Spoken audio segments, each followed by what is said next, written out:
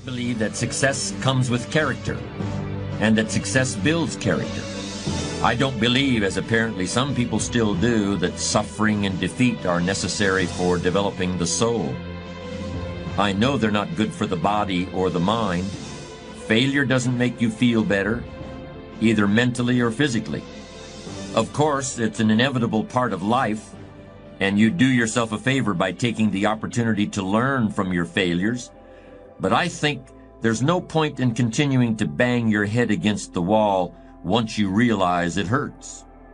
I don't mean to sound hard-hearted about this, but I believe that if you reach a certain age, and if you really haven't achieved very much in your own terms, I don't think you can ascribe this to bad luck or a difficult childhood or any other external factor. I personally feel that your strength of character does come into question at that point. And let me make it clear that your definition of success may be different from the next person. I'm not implying that you need to have a fat bank account or a Rolls Royce to be successful. But if having those things is integral to your definition of success, then that's what you should be aiming for. Let me illustrate what I mean by describing the philosophy of a very successful and interesting man named Steve. Although he was still in his mid-40s, he had already founded a very profitable advertising firm in the Midwest and had sold it to one of the country's largest agencies for roughly 3 times his company's annual gross. So he had become a very wealthy man, and he had plenty of years left to enjoy it. During a discussion with some friends of his, the topic turned to the career problems of a mutual acquaintance, a man of obvious intelligence who had an MBA from one of the most prestigious universities in the country. His high level of ambition had led him to strike out on his own as soon as he got his business degree. But now 15 years had passed, and his consulting firm was still hard-pressed to pay the rent on his office. Oddly, he still continued to impress everyone who met him as an extremely sharp all-around businessman. He read the Wall Street Journal every day. He knew the names of all the CEOs of the major corporations. Talk to him for 5 minutes and you would think he was a real player in the business world, but he had never made any money. Steve's friends were confused by the whole idea of a good businessman who's never had success in making money. They felt it was like saying someone is a great baseball player, but he strikes out all the time and makes a lot of errors. Steve thought about this for a minute and then offered his perspective. In the business arena, I believe achievement is a prerequisite for calling someone successful. You can't be a good businessman and never make any money. A good tree bears fruit. If it doesn't, it's not a good tree. I think Steve's analysis is right on the mark for a certain segment of the business arena. In certain professions, one of the highest goals you can achieve is to generate income for the company and thereby fatten your own bank account. In those businesses, success is measured by money, plain and simple. So if you're in that type of profession and you haven't made money, you probably should take some steps to strengthen your character. In other words, character isn't an abstraction that exists somewhere up in the sky divorced from the real world. There may be other things you should do also, but you should certainly do some soul searching and some character development. But let's broaden the scope of the discussion a bit and look beyond business success, where the measurement of achievement can be defined simply in terms of dollars and cents. I've already said that in my opinion you need a strong character to make money, and that if you haven't made money, your character very likely needs work. But I also want to stress my belief that it takes character to achieve success in any form, whether it's in the business world or anywhere else. There are some people who just aren't interested in making a lot of money. I'm not one of them, but I can see their point of view. For these people, achievement is measured in terms that aren't so easily quantified. According to Aristotle, 52 is the age at which a man's philosophy is fully formed. But it's okay to run a little behind schedule as long as you recognize it and do something about it. And you don't need volumes of books or the library in order to create a personal philosophy that will help you to achieve your goals. You can do that anywhere. You can do it right here. In fact, we could all do ourselves a favor by developing the philosophy of an ant. There are at least two reasons why ants are unique and important. For one thing, an ant always knows where it wants to go, and it keeps trying to find a way of getting there, no matter what. If you put a pebble in front of an ant, the first thing it does is try to find a way around the pebble. It tries to go one way. If it can't get around there, it tries to go the other way. And if it still can't get around, then it tries to climb over the pebble. And if for some reason it can't climb over the pebble, it will try to lift the pebble, even though the pebble may be hundreds of times larger than the ant itself. And if it finds it can't lift the pebble, it will look for other ants to help. And if all the ants working together can't lift the pebble, they will finally start digging a tunnel underneath it.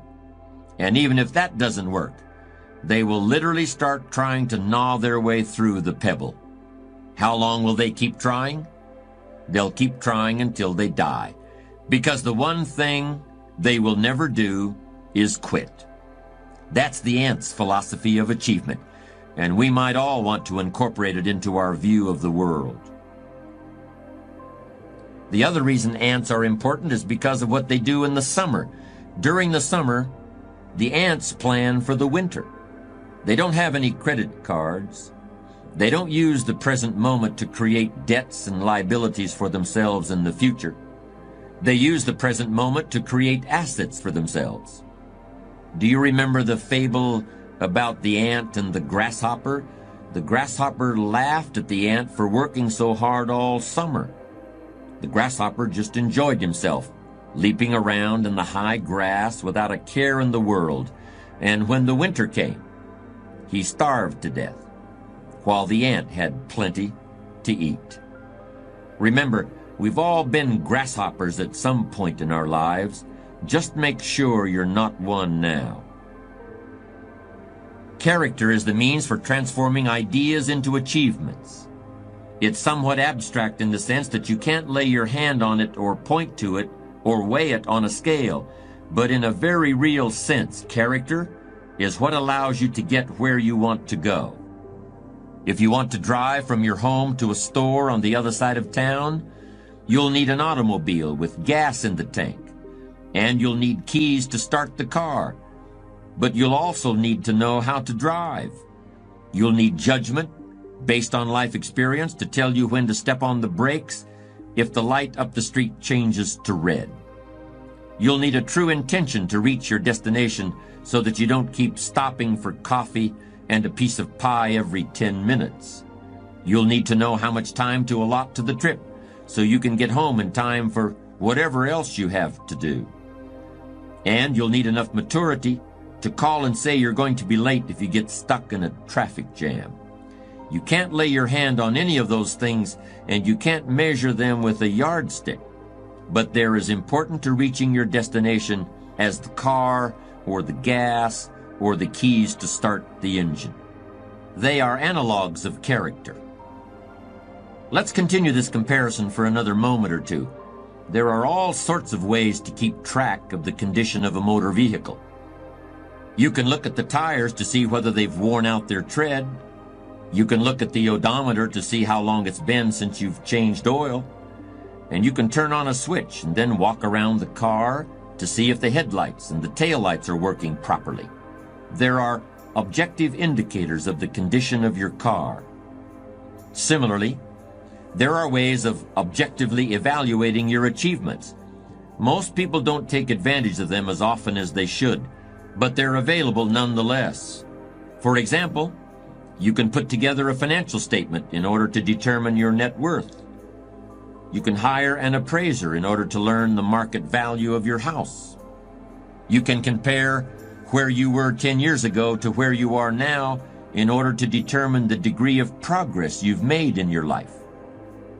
As I've tried to explain, achievement depends on character in the same way that a successful drive to the grocery store depends on knowing when to apply the brakes and when to step on the gas. But how can you know if your character is in good enough shape to get you where you want to go? To continue the metaphor we've been using, there are ways of discovering whether you still know how to drive without having an accident. I believe there are ways of evaluating the strength of your character that are almost as clear as the depth of tread on a tire or the amount of gasoline in the tank of an automobile. In order to use these techniques for character evaluation, all you need is a commitment to be ruthlessly honest with yourself. At first, that kind of ruthless honesty may include a little bit of pain, but once you accept the fact that character is basic to achievement, you'll gladly pay the price.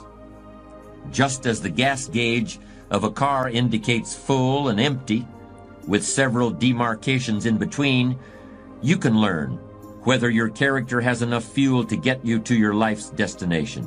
You can learn to tell whether you're on full or empty or somewhere in between. But while a car runs on only one fuel that is indicated by a single gauge, character, in my opinion, can be evaluated by 4 different imaginary gauges. Here's the first one. On the right-hand side of the gauge, corresponding to the letter F for full on a gas gauge, I want you to imagine the letter R, which stands for refusal. And on the left side of that gauge, I want you to imagine the letter C, which stands for complacency. If your character is good and strong, there are certain things that you simply refuse to accept in yourself or in other people. In your work, you refuse to accept anything less than your best effort. That doesn't mean that things will always work out exactly as you hoped and intended, but that's not the point. There will always be variables you can't control, but your effort level should always be maxed out regardless. With your family, your commitment should be just as strong.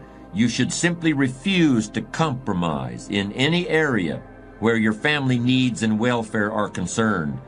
And with yourself, in your personal life, you should similarly refuse to accept pettiness or dishonesty or unethical behavior in any form. That's the right-hand side of the first character evaluation gauge. On the left hand is the letter C, which stands for complacency. But it also could be the letters LIS, standing for let it slide, or even WTDA for what's the difference anyway. Ask yourself where you stand on that scale. Do you have enough good, strong refusal to achieve what you want to achieve? If not, it's time to make a pit stop right now. The second character rating gauge has the letter D on the right, and on the left is the letter M. The D stands for decision, and the M stands for maybe. Ask yourself, are you a person who comes to a fork in the road and turns right or left? Or do you stop the car, scratch your chin, and say, well, maybe I'll go this way, and then again, maybe I'll go that way. And in the end, you go nowhere. Think about the big issues that are facing you in your life right now. It could be that you want to leave your job and start a business of your own. It could be that you want to get married. In any case, are you the kind of person who comes to a decision and puts it into action? Or are you someone who says, well, maybe, but then again, maybe not? Now imagine a gauge with a W on one side and an A on the other side. The W should be in bright red or orange, while the A should probably be a dingy green or pale yellow. That's because the W stands for want, as in, I want it now, or I want it real bad, or I want it so much I'll do whatever it takes to get it. The W means you'll go to law school for 5 years at night while working full-time during the day because you want to be a lawyer. The W means you'll get up at 4 o'clock in the morning every day to work on your novel because you want to be a writer. It means you'll travel from one end of the country to the other many times in order to find a doctor who can make your child well. I know people who have done all those things because they wanted something and eventually they got it. The A stands for apathy. That's where you really don't care what happens. And if you really don't care what happens, it's just as well, because it certainly isn't going to be anything good. Now we come to the last of our imaginary character gauges. On the right-hand side is the letter P, and that stands for promise. And on the left-hand side is a letter F, and that stands for fear. If you are a person of strong character, you will promise yourself that you will achieve your goals or what? It doesn't matter, because you never consider that possibility. You have made a promise, and you're going to keep it. When you set out to drive to the grocery store, you don't stop at the doorway and think, what will I do if I don't make it? You simply intend to get to the grocery store. You know you're going to get there. You will get there. It's simply assumed. Fear is simply the inability to make a promise to yourself. It kicks in when you start thinking about all the bad things that can happen to you on the way to your destination. And before long you're thinking, wouldn't it be easier just to stay home?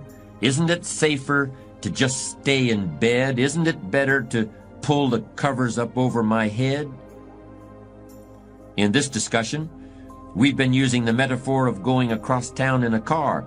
Let me conclude by referring to another little excursion, and it's one that I know for a fact you have already taken. When you were learning how to walk, you made a silent promise to yourself that you were going to do it. It may have been scary at times. You surely stumbled again and again. Tears surely fell from your eyes, but no matter.